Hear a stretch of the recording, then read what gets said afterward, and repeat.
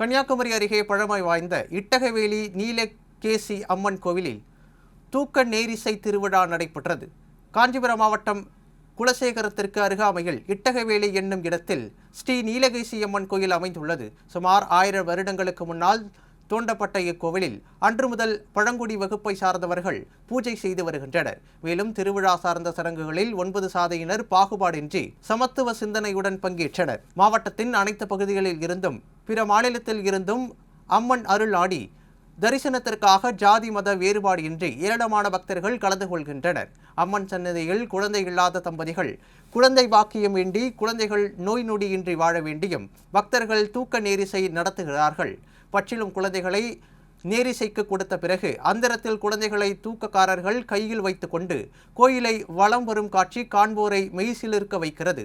சுமார் 40 அடி உயரம் கொண்ட 2 வில்கள் வண்டியில் பொருத்தப்பட்டு ஒவ்வொரு வில்லிலும் 2 தூக்கக்காரர்கள் என 4 பேர் இந்த வில்லுடன் பிணைக்கப்பட்டு அவர்களின் கைகளில் நேரிசை குழந்தைகள் வழங்கப்பட்டு 4 தூக்கக்காரர்கள் 4 குழந்தைகள் என இந்த நேரிசை தேரை பக்தர்கள் சரண கோஷத்துடன் ஆலயத்தை சுற்றி வந்து தூக்க நேரிசை தூக்க திருவிழாவாகும். இந்த திருவிழாவில் திரளான பக்தர்கள் கலந்து கொண்டு தங்களது நேர்த்திக் கடனை நிறைவேற்றினர்.